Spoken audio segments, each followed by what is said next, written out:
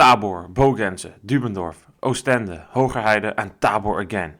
Wreathed in the rainbow jersey, stored in a gallery of great of the sports, Mathieu van der Poel took a 6th world title in Tabor today. Only Erik de Vlaming and Marianne Vos have more world titles than he has. What a dominant performance by him, Issam. Thank you once again for tuning in to discuss the biggest race of the season. Yes, thank you for having me. And indeed, what an illustrious list of victories and also the amount of it, obviously. And yeah, a special day for him, I would say, but also an expected result in the end of how the race went. Even the most special things get normal. The ride we saw by Mathieu van der Poel today is not normal. Within a few minutes, like literally the first corner where we were standing, he takes the whole shot and he blasts away within the first minute and a half of the race. Like, Nieuwhuis did what he could to try and stay close, but it was game over already. Van der Poel attacked in the first lap and stormed towards victory.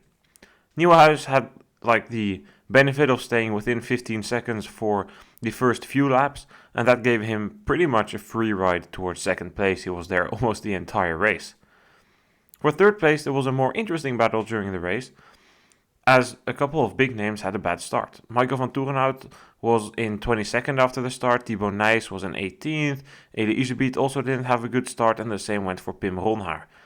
Once the order had restored and riders like Van de Putte, Van Turini, Van de Bos had dropped further back in the running order, Van Toerenhout moved towards the front together with Pim Ronhaar. They never came close to Nieuwenhuis, and just before the halfway point, or maybe just after the halfway point of the race, Van Toerenhout dropped Ronhaar and raced to third place, saving the pride of the Belgians, if I need to believe their headlines. They got a medal here, and that was the only Belgian in the top 4 of the race. But Issam, first about Mathieu van der Poel before we talk about the remaining positions. What a ride. So dominant. And as I said, even the most special things become normal. We're not surprised by this, but it's such a demonstration, and this was just a replica of Dubendorf. In Dubendorf, he also did it like this. He won in style, no risks. This is the only race that mattered for him this season. He took the win. 6 world titles. Only Erik de Vlaming has more world titles. I mean, it's one of the greatest cyclocross riders ever. I mean, you might even say the greatest. Yeah, I will go with that title, to be honest. I feel that today definitely showed that he is a class above anyone that has been involved in the sport of cyclocross, in my opinion. I think that he raised the bar so high that you can only conclude that is the case at the moment. You know, the one that needs to achieve the things that he has done and actually do it even better, has to do quite some work. And he is, in a way, you could argue he's halfway through his career, maybe getting more and more towards somewhat the end of his career, but there is still so much left in him in a way. You never know how a career goes, but there's still some years in him, I would say. And I think that, the way he was racing today also was so confident, no issues whatsoever from basically the start. And the way he was racing also was pure class. And we have seen it this season so far, these demonstrations in a way. So it's not a surprise. But then again, it's great to see him achieve the thing that he definitely deserved if you look at how his season went. But we all kind of had this idea of the race has to be ridden, and we have to see if it actually is going to happen on the day itself. And it did for him, and I think that there's not really going to be anyone disputing the fact that he doesn't deserve this. There are obviously some talks about, Wout van Aert is not here or Pidcock is not here, so, what is the World Championship worth it? But, they made that decision, and he made the decision to start, and he made the decision to ride with the opponents that were there, and they were definitely not going to be very easy, and they didn't really want to hand him the title, but he really went for it and delivered. And I think that is definitely, if you look at the record as well that he achieved now, really amazing achievement, and I think something that will probably stay in the record books for a very long time. How many World Championships has he raced now? 2 as a junior, 9 as an elite, 1 as U23, 12, and he's only lost 4 of them. That's a insane winning streak at Cyclocross World Championships. He lost to Van Aert all 4 times. He lost to him 3 times as an elite, which BLS, I mean, he was the strongest there, but I mean, the tire choice is a crucial part of cyclocross. Let's not dive into the archives for that, but Van Aert beat him 4 times, 3 times as an elite, 1 time as a U23, and he's just so far above the rest. I don't know if I would say that he's the greatest of all time. I just struggle with like the comparisons between the different times. Like Van der Poel might be like the best ever, also because he's done so much like on the road and he's like the big name there as well, and that's something that none of the others can really put forward, like such a Palmares on the road, like road world champion, won Paris-Roubaix, won the Tour of Flanders, won Milan-San Remo. That's an impressive Palmares to put forward, so that definitely like favors him, but it shouldn't really be relevant for what he's achieved in cross. So I just struggle with comparing him to Liboton, Nice, and the Flaming. So I'm also not gonna go there. If you ask me who's the GOAT, I just seriously couldn't tell you. I would just come up with these 4 names because the comparison is so hard between the eras, the types of races, the importances that they had, the existence or non-existence of the classifications, the relevance of the classifications, because for Van der Poel, it's not relevant. He only cares about this race. So Nice always cared about the World Cup, about the Super Prestige, but then Nice also got shafted because in his prime, there was no World Cup classification. So it's tricky, but it was clear that today he was a clear cut above the rest. The second place went to his countryman Joris Nieuwenhuis. I think Nieuwenhuis, in these conditions, which we already went over yesterday, was not really what we were expecting earlier this week, found a very good course for him. These like heavy courses is what he's the best at. Just the tractoring, the running, just dreadful. Honestly, dreadful. If you were out there today and your shoes came home clean, I wonder if you actually were at this cyclocross race, because it was so muddy. Pants are full of mud. Shoes can go into the bin after this cross season. It was proper cyclocross conditions out there. Yeah, it was, and I think for Nieuwenhuis, the key for his race was definitely at the start, but he also had very good legs, and the conditions really suited him. And I think that we said it at the sort of the start of the season when he started to get into some sort of a rhythm that, you know, he was going to get dangerous in these type of courses at the end of December. And I think that already before that he kind of showed it in several races. And yeah, I felt very confident about him going into this race because he showed great form. And I also thought that he was going to be someone that could really put in a very smart race and use his head. And I think today also he used his head quite well. I think that he knew that it was going to be crucial to have a good start, but that is in most of the races the case, so that's not something really worthy, but you still have to do it, and I think he did that very well. He got that gap and then was able to, I would say, control himself, not go too crazy and try to follow Van der Poel too much and overstep it in a way. And I think that it was a very good ride from Nieuwenhuis, and in my opinion, I feel that not only with this race, but with the season overall that he's had, wasn't the most spectacular season, but was definitely a season with quite some significant ups. And I think that he kind of showed the competitors that he is definitely someone to watch out for in the next season. And, you know, I'm very happy that he made that decision to go full for cyclocross, and I think that is paying off, and I hope that it's going to pay off even more in the next couple of years. And it's just great to see that he found his mojo, he found a very good form, and I think it's very great to see that he's able to unlock that potential that was once there and didn't really leave. Yeah, that switch back to cross came just at the right time because his road career was basically going nowhere, so I'm happy that he realized, hey, I should do something else, and I was really good at cyclocross. I think over the season we can't really appoint a standout best rider from the pack of full-time cross riders that have been racing since October. Thibaut Nys had his phase, but I would definitely not call him the best. But there were Van Toerenhout had his peak now towards the end. Nieuwenhuis had been there since November. You had Ronhaar had a very strong phase around Dendermonde and Dublin. It's hard to really appoint somebody from that pool, and I don't think that we should, but definitely on a course like this, Nieuwenhuis this season has been the most consistent. And you mentioned him as a rider that came back to cross. We saw a couple more today. Venturini was up there in the beginning of the race. This was no good course for him. We tipped him for a top 10, but in these conditions it would be a lot more difficult than if it was fast. He faded throughout the second half of the race. He went way too hard in those opening laps fighting for the podium.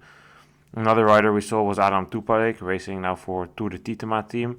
This is also a rider that I think he can make some mild progression in his cross or in his road campaign this year, moving to a Continental Pro team, but I don't see him as an actual road rider. I think if you remember as when he was a U23, how good he was back then, I think if he'd focused on cross, he would have had maybe more benefit from it. Of course, there's all the reasons and they make sense, how do you find a team? What push and pull factors are there for you? You can make more money maybe on the road. You have teams that support you there. So it all makes sense, but it's still a bit of a shame that so many riders that have the capabilities go to the road and many times end up having a pretty average road career when they could have a way more than average cyclocross career. But for Nieuwhuis, good that he could turn it around.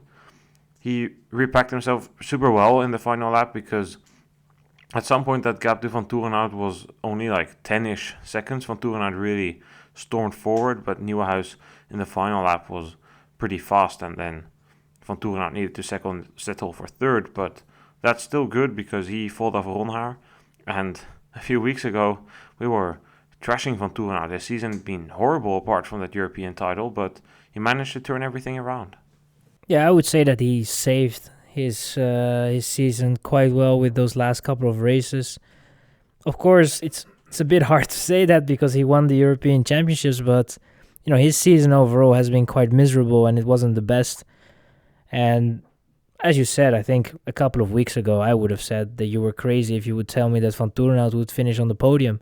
But with the races that we have seen last week, it was definitely not something unlikely. And also with Benidorm in the back of the head, that race was also definitely a race that we could hardly place because we didn't really know what the other riders did, and he didn't really do any training camp or something else, but it seems like that was the perfect preparation for him, and it's great to see in a way because he had that very good season last year, and we knew that he had that potential to be sort of around the best of the rest, and I think that now with the last couple of races he really showed that, and I'm happy for him, and I think that he definitely kind of deserves it in a way, and it's funny to see how he is able to, from time to time, perform quite well in the championships. And I don't know how that will, go over in the next couple of seasons and how that will turn out. But I think at the moment he can be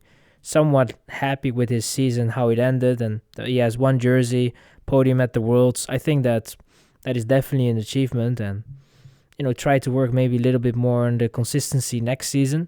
But overall, definitely, I think he saved his season definitely with this race, and also with how he kind of ended the season. But still some races for him most likely. But after the Worlds, it's kind of the season is over, and we just try to round it up in a way.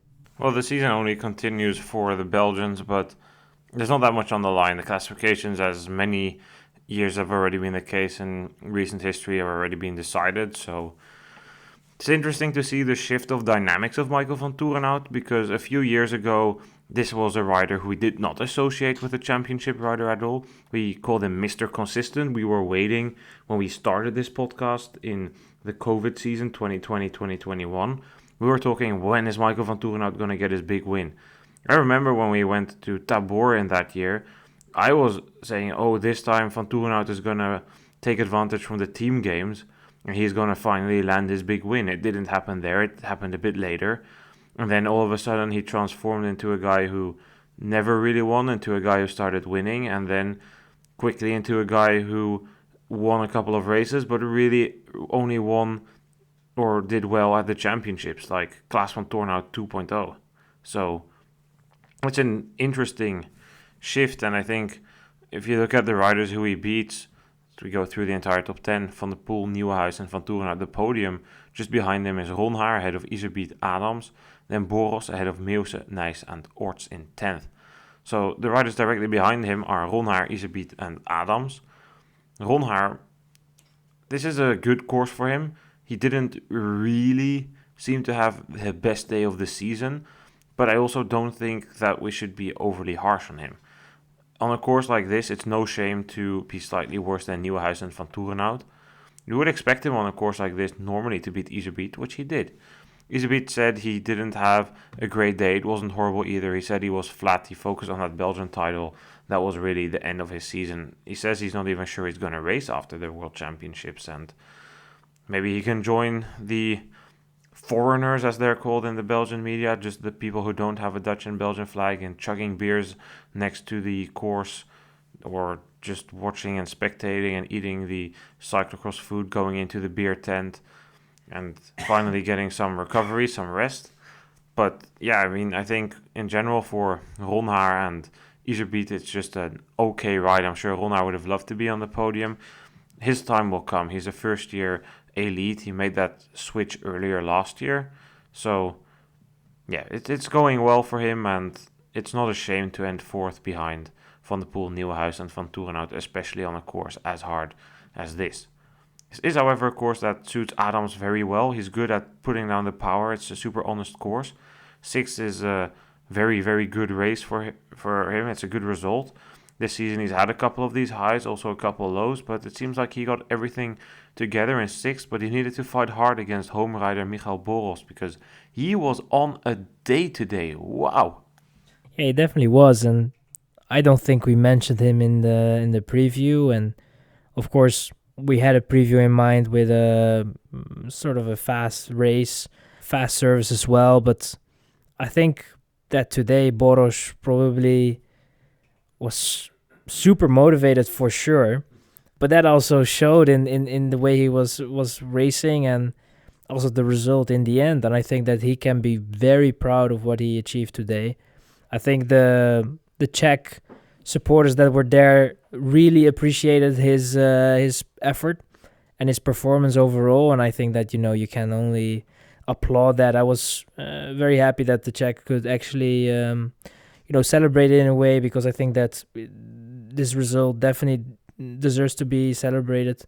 It was definitely something that I didn't, even with the course how it was, I didn't really expect it in a way. The surprise, in my opinion, in the top 10, for sure. It was a pleasure to see him up there. The Czech really made a lot of noise when any of the Czech riders passed, and it was a blast to see him go over the course and actually get his way into the top 10 and then move, place by place into the position where he eventually finished. And I think that is a great achievement. And I hope, to be honest, next season we are going to see him a little bit more often in the top 10, because I think that is definitely a place where he could belong. So yeah, that is going to be interesting. But for now, he can be very proud of his achievement in Tabor. I feel like for Boros, this is kind of his last dance at this level. Like a few years ago, he had this season where he was super well at Europeans in Namur. Where did he finish there? That was last year even. I'm not sure where he finished there, but it was like well inside the top 10. He did super well there. It was 7th there, or 8th maybe. It was somewhere like that. And he did well. He had a couple of seasons where he showed himself like being capable of peaking into the top 10 of the World Cup. But he's 32, so his time is also running out a bit. Luckily, there seems to be some more Czech talent coming up to take over the torch from him. But as you said, it was a great ride today. There were so many fans cheering him on. They were so loud, so loud, and especially those stands, it made the atmosphere almost intimidating, like an arena. You said it was like we were at a biathlon event. Like, it was crazy. It's like a completely different experience than what I've experienced before. Last year I was in Hogerheide Worlds. That was crazy. There were so many people there as well, but different. Here there were way more people that came from elsewhere with the cowbells and the horns and the chainsaws and all that type of stuff. Just gave it a completely different vibe. And it was very nice to see. They cheered on Boros, and Boros got it done in the final lap against Wietse Meuse.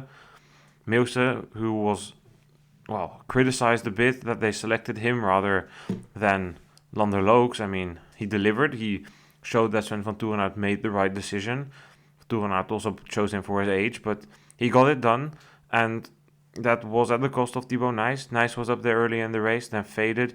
I guess kind of telling for the second phase of the season for Nys when it's been up and down. But yeah, I mean, for the rest, Van der Haar was in the top 10. His chain snapped. He was doing very well. He would have normally ended 5th, which would have been a good result, especially on a tractor course like this. Zweig 14th is not a good result for him, as has been the case the entire season. And then finally, Issam, Felipe Orts, 10th place, first World Championships top 10. His previous best was 12th in Bogense. Good ride for him. Yeah, definitely a very good ride for him. You know, you said it yourself that Van der Haar normally should have been in the top 10, but that's how the racing goes, and then you have to make the most out of it, and I think that he definitely delivered. It's great to see him in the top 10, and I think that he definitely deserves it.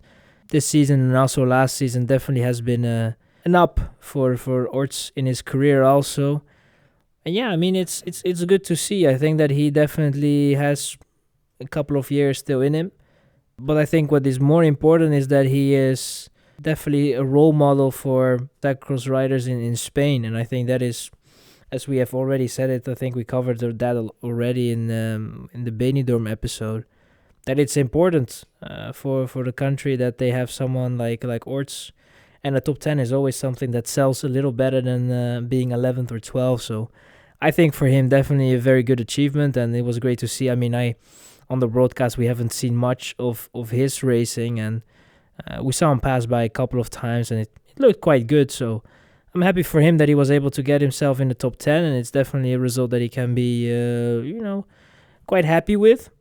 And it's going to be interesting how, his next couple of seasons will play out. He's now also, you could call it, I would say, a privateer. I heard something along the lines that he was also focused on the gravel.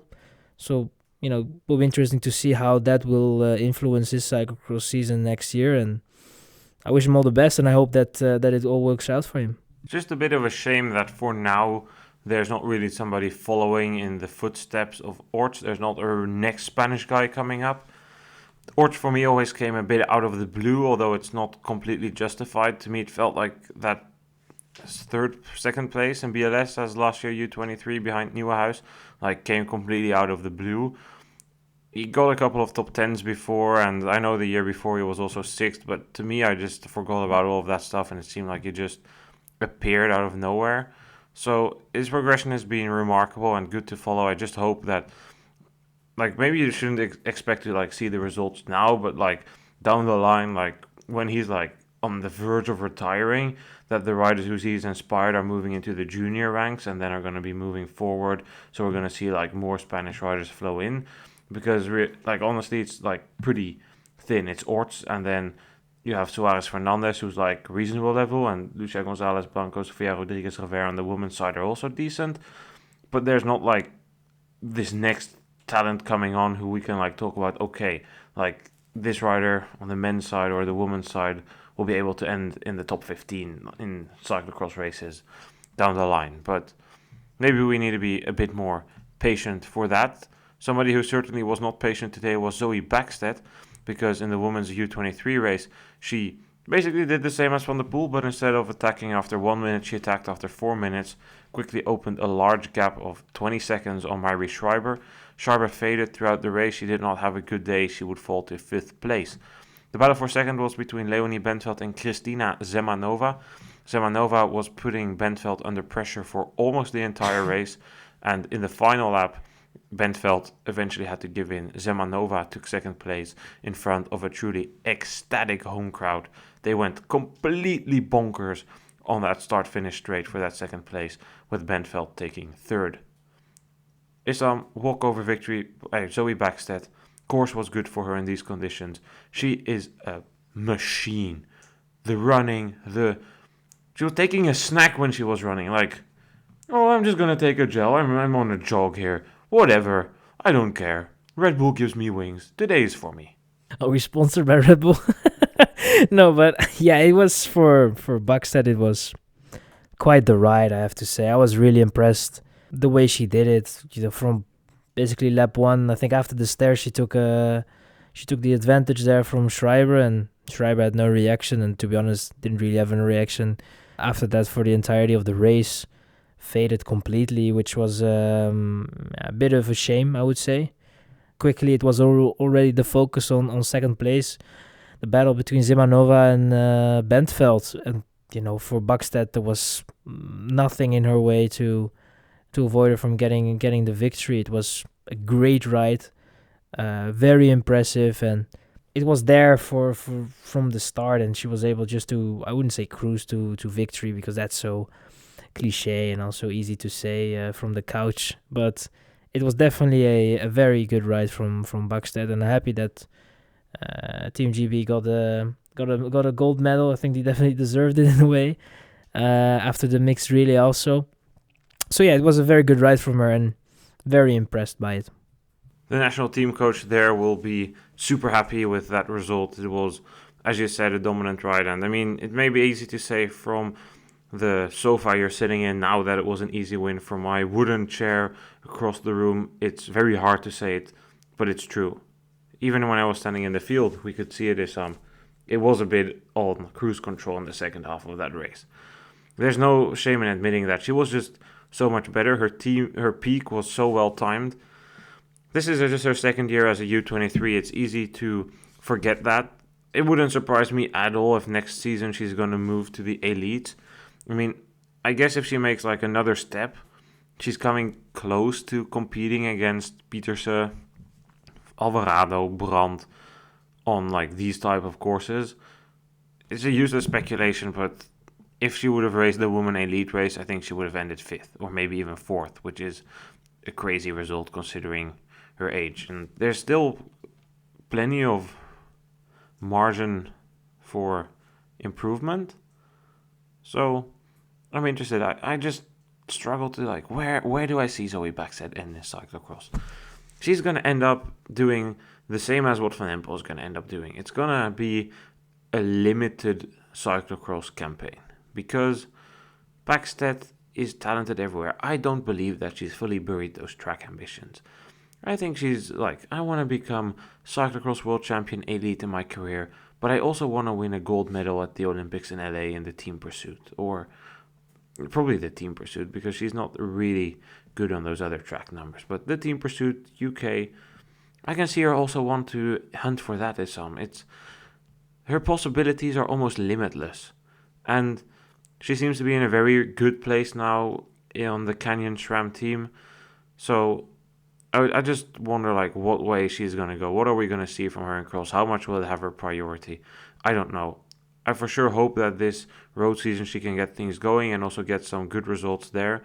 It wouldn't surprise me at all if she starts doing well there. She has the potential. Things just didn't really work out last year, but ever since that move to Canyon SRAM, even on the road, her performances increased significantly in a short amount of time. So it's been very, very good. And I mean, I think we can also say the same for the ride of Zemanova today. There was not more in it for her. This is the second year in a row she ends on the podium of the Cyclocross World Championships U23. Last year, 3rd. This year, 2nd. So if Buckstead moves to the elite, next year, 1st, Issa? Maybe, but she's definitely going to have some opposition for sure. And I think if you look at her ride today, it was a very strong ride. Definitely had also the support from the Czech fans that also went very crazy when Zimanova was passing. And I think that you can, there's also some pressure on her in a way. I think that 3rd wasn't also a bad result, but 2nd makes it just a little bit better. And yeah, I think overall it was also from her side a very good race. I think that for Bentveld it was just a little too much. But they both had, I wouldn't say the luck, but the situation was there that Schreiber didn't really have a great day.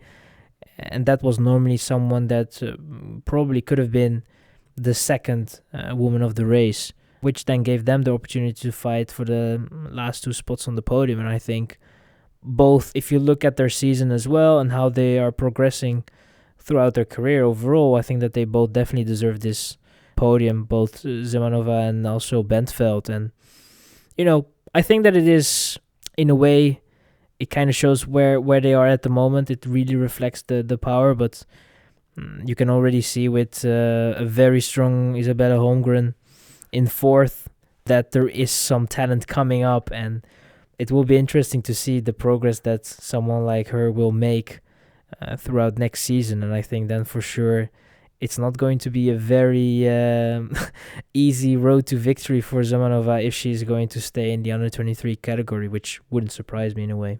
I think Zamanova will definitely do one more year, and the same for Bentveld, and I don't blame them because they haven't won a world title. I mean, even Backstedt might decide to do another year if she's next year not capable of competing for a podium in the women's elite race. It just depends how she feels about it. But anyway, what always frustrates me is to see a rider like Zemanova do so well and then realize that the way forward in the sport is so difficult for her, because realistically, where is she going to go, Issam? She's the second best U23 rider in the world at the moment.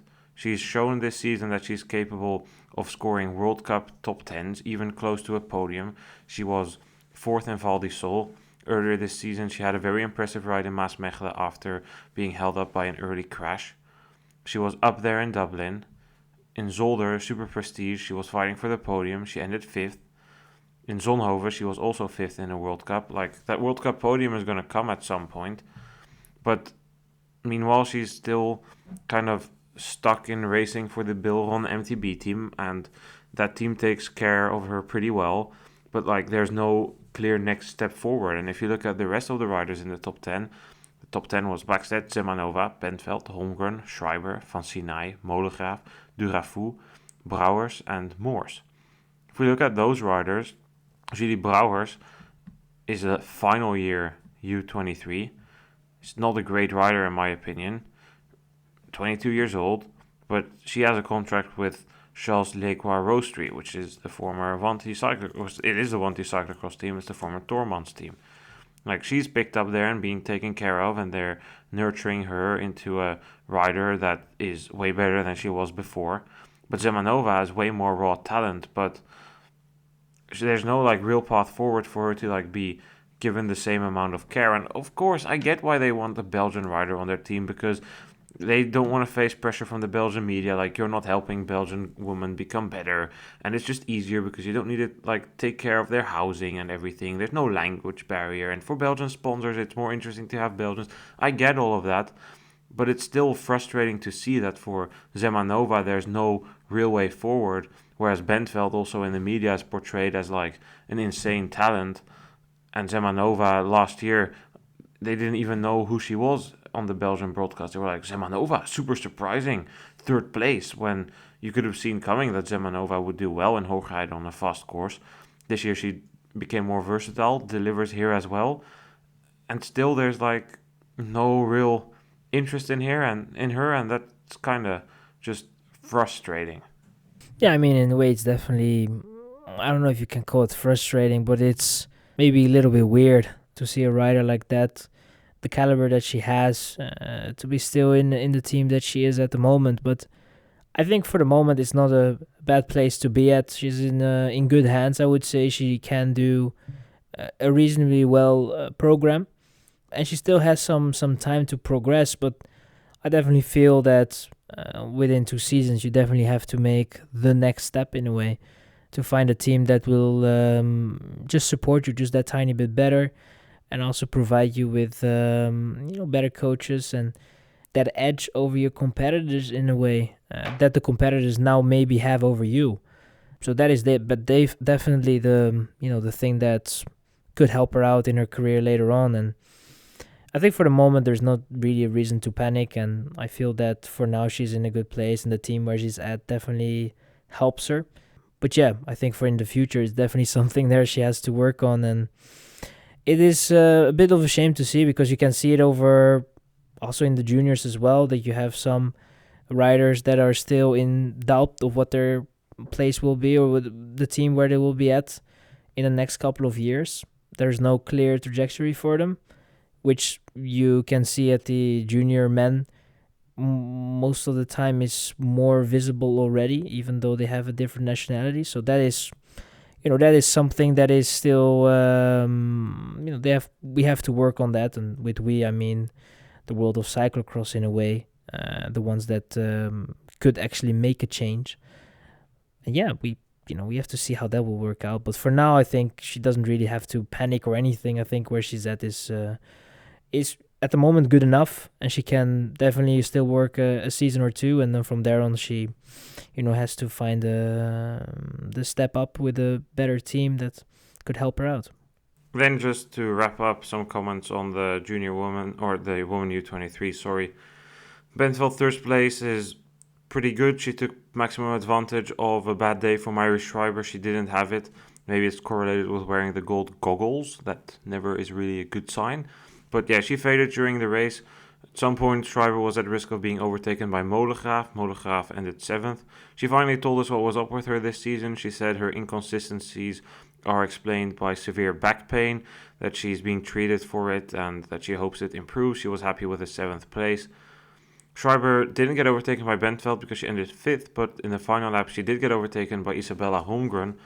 Holmgren did her best Clara Honsinger impression because she was second to last or something after the start, then just went on a move and overtook a bunch of riders and raced all the way to 4th place with some really, really rapid final 2 laps. 6th place, Saïd van Sinai, is worth mentioning that the Belgians had a pretty good day collectively with the 6th, 9th and 10th. First year van Sinai didn't really have a great season but got things together here, which was a good result. Other first year, Fleur Morse, was in 10th. Just then a couple of mentions from outside of the top 10. Olivia Honesty was 11th. She is a third year U23. It's good to see her do relatively well. She did not have the luxury of going to a team. She went into school. She's now even working as a teacher, besides the fact that she is on the Van Rijssel CX team, and I think she was also on the Cofidis road team, but I'm not entirely sure she is still there. She finished ahead of Simona Spezna, which is a Czech rider. Surprised to see her ride super high up in the top 10. She was in 5th at some point, then fell back, definitely carried by the home crowd. And then some Italians we tipped, Corvi and Venturelli. It seems that if you only do 3 or 5 cyclocross races a season, it is not that easy to do well here. And on the other end of the spectrum, there were a couple of riders from America who clearly had a super long season and couldn't really perform today because of the tiredness. It's a hard balance to find in the world of cyclocross. Then the final race, which was the first race of the day, the men junior, that was probably the most entertaining one. Albin Sparvel had the fastest start and quickly opened the gap, but saw Stefano Viezzi close that gap. These two were together for the entire race. They were going into the final lap pretty much together. Sparvel had a 2-second lead after he had put pressure on Viezzi multiple times. But just as they passed pit 2 and took the final corner, Sparvel had a puncture. It was a slow puncture. He probably hit it, or he got the puncture in the downhill after the flyover. There were some ruts there. I heard multiple people talk after the race that they hit their rear wheel on something there. In the women's U23 race, Lizzie Gonzalez got a puncture there. So I'm thinking that's where it happened, but that was game over for him. The TV didn't really see it, but we could see it. Sparvel had a flat, and Viezzi, of course, didn't wait. There was nothing he could do in the final lap. He went hard, was looking in prime position until Kajesola decided that he was going to completely unleash himself in a similar way he did in Benidorm, and came from 29 seconds all the way back to 8 seconds. But that 8 seconds went to 12 seconds when Viezzi put in a final big push, and Viezzi took the first world title for Italy since Davide Malacarne in 2005. Viezzi was not even born back then, Issam. That is impressive. Joined on the podium were Kajesola and Christophe Bazant. Yeah, it definitely was impressive. I mean, it's also a bit of a shame that Italy was not able to get a title in all those years. So it also kind of tells how special this result is overall, also for Italy as a cyclocross nation. I think that if you look at the season Viezzi had, he was definitely one of the favorites going into this race. But if you look at the race itself, you got to be honest and conclude that Sparvel was probably in prime position to win that race. So I really feel for him because he had a very good day. He put Vietzi on the pressure for the entirety of the race, to be honest. Didn't really leave the lead over to Vietzi, and whenever Vietzi was in the lead, he was very quick to take over and try to put him under pressure even more. It was in my opinion, was a brutal pace that he was putting up on Vietzi, and I feel that that he definitely had a shot of winning it, but that's also cyclocross. That's part of it, and he got that puncture and got unlucky. But for Vietzi, I think that it was definitely a very good season, a special season as well. He was quite strong in the World Cup races for the juniors, and overall, he delivered. He was up there. He wasn't dropped by Sparvel. A couple of times was in somewhat of a difficulty, but always managed to close the gaps that were there. So I definitely think that you cannot deny anything. And, he's a rider that, if you see him on a bike, is definitely not the most naturally gifted cyclocross rider, but he has a very big engine. And that definitely helped him also today. So it was great to see that that he got it done, that he was able to get the title for Italy. Great to see it happen. And I don't know how his future will be in cyclocross, but I don't think that we have to think about that and talk about that also for a long time for now. I think it's just great to see him up there and get the title. I mean, I think a bunch of these riders are going to end up on the road. My observation was that Vietzi, despite a couple of excitement mishaps, especially in the final lap, was technically slightly better than Sparvel. Sparvel was just super strong.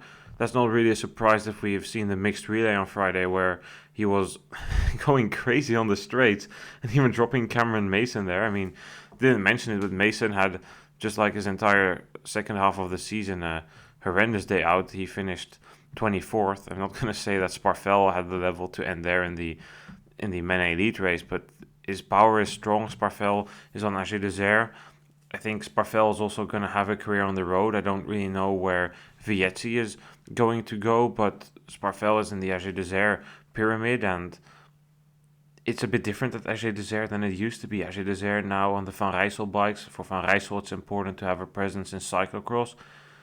AG Desert is supporting BCO this year in cyclocross as a U23. BCO has said that he's going to continue. They have the Danish rider Daniel Wies Nielsen on that team. Next year, David Thompson and Oben Sparvel are going to move up. Like, they can have a nice small cross team there.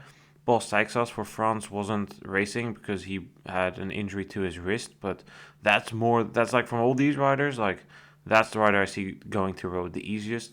I wonder what's next for Vietzi. There's not really the same structure for him, which there is in France, but Sparvel, without a doubt, one of the main protagonists of the weekend. He's an entertainer as well.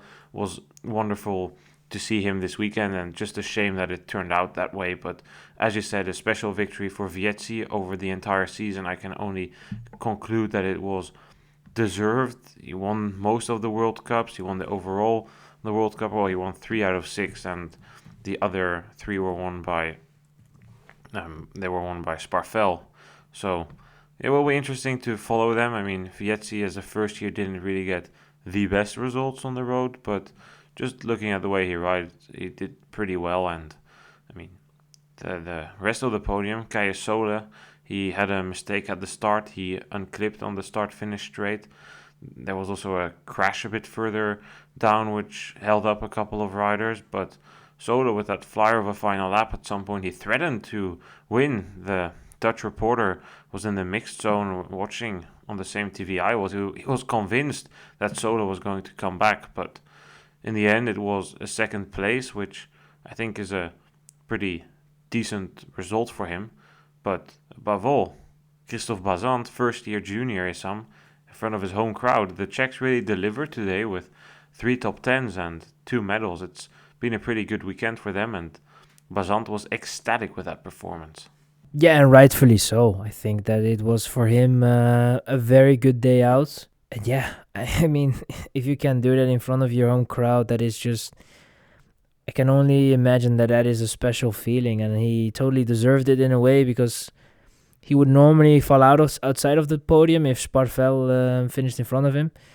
But that didn't happen, and then you are in a podium position. And I think that from the start of the race, he really tried to get himself in the mix, which I really love to see. It was from time to time maybe a little uncontrollable the way he went through certain sections of the course, but he gave it his all, and he was super motivated, it seemed, and also very happy when he crossed the line. And I could, that is definitely a moment that he's not going to forget for a long time, and maybe you're never going to forget that such a result. And yeah, I mean, for him, it's definitely, there is still some time in his career, and I'm interested to see what will happen with him, obviously. But it is, for now, he can be very, very happy with the result, and it's going to be interesting to see what he's going to do next. For now, he seems pretty interested in mountain biking. Don't really know what he's up to on the road, but he has one more year as a junior, and if you deliver like this, you're going to be the top favorite next year when the season starts. But there's a couple of other riders who will be up there. I mean, if we look at the entire top 10, there's more first years. Behind Vietzi, Solo, Bazant, we find Sparvel and Philipsen. Pretty good ride by Philipsen, actually. This is his best ride of the season, but he just lacks like the complete cyclocross mojo to compete against riders like Vietzi and Sparvel. Then we find two first years in 6 and 7, Théophile Vassal and Michiel Maurits. The French really have a strong generation here. They placed all their 5 riders in the top 15 of the results. 7th place was for Michiel Maurits, as said, and Jules Simon was 8th ahead of Senna Remain and Louis Tanguy, another French rider, in the top 10. 4 in the top 10. Or are we at 4 in the top 10? 3 in the top 10. No, 4. Yeah, 4 in the top 10. That's... I'm losing count. It's getting late, but good result for the French collectively. Outside of the top 10 Issam, the first Belgians, 13 and 14, both first years. There's some sense of panic in Belgium, but also not that heavy as it was. But they scored 4 medals this weekend. Bronze in the men elite with Van Toerenhout, silver and bronze in the men under 23 with the duo of Verstringen and Michels, and then the mixed relay was a bronze medal. What do you make out of that, Issam? I think it's always a bit of an overreaction. It's not their year this time, but collectively they're still in a pretty decent position, especially because the sport is so centered around it that a lot of their riders that wouldn't get a ride if they had a different flag behind their name still get a contract and then are nurtured into a top 10, top 20-ish rider, and collectively they're still by far the strongest. Yeah, I mean, what do I think about it? I think that's... you can joke about it and say that I feel that Belgium is never going to win an elite title again, but that would be crazy to think. I mean, Belgium sometimes have these sort of bad years in a way, especially in the juniors, and that doesn't tell you anything. I mean, it is, at the end of it, it's just a year and it's just a category in a way, and there is a lot of time for them to grow. I mean, Belgium always have great support for the juniors up until a certain point. They really try to facilitate everything that is needed for those riders.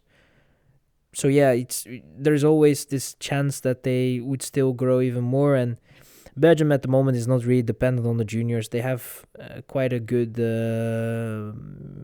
field of riders that could definitely do well and that are doing actually quite well. And therefore I would say that, Belgium is definitely not the country that needs these men juniors to perform fantastically and needs all these talents. I think for France it's more necessary than for example for Belgium, and that's is also something that you have to take in consideration. And for the sport of cyclocross, it's definitely good that we see that a country like France is having all these riders in the top 10, and as you said, all their riders in the top 15, which I think is an extraordinary job. And to have a world champion that is Italian. The Dutch are there in the mix, so the Czech Republic have someone maybe to look forward to in the future. So that's all exciting, but in the end of it, we have seen many junior championships and podiums that eventually never really made it to the elite. So sometimes you also you have to take this podium somewhat seriously, but you also should not count the future on it. The careers always kind of go in a direction that we somewhat cannot predict and expect. And therefore it's always difficult to place it somewhere, a certain result. So you should never panic about these kind of races. And I think that Belgium is still all right. They're not gonna suffer that hard compared to how certain other countries have suffered if their talent pool wasn't that great.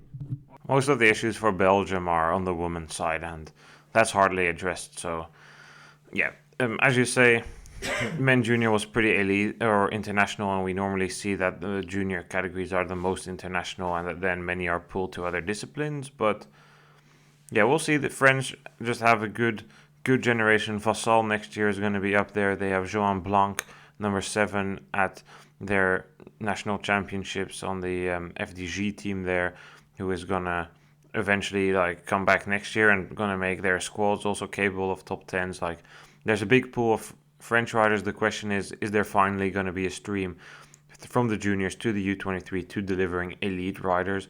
Because that could really help facelift the sport. And don't forget, France also won the mixed relay, so it's been a good weekend collectively for them.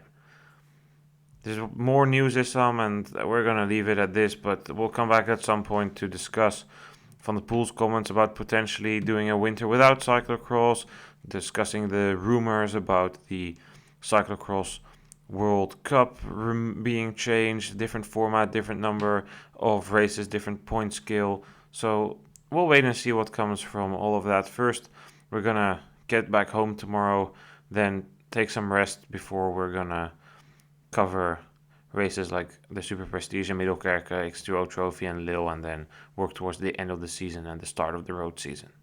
Yeah, it was a great experience, to be honest, to be here on the ground, to experience the World Championships here at Tabor. And yeah, we're going to now slowly but surely round up the season, discuss indeed those topics that you mentioned. And yeah, it was a pleasure to be here on the podcast, and thank you for having me.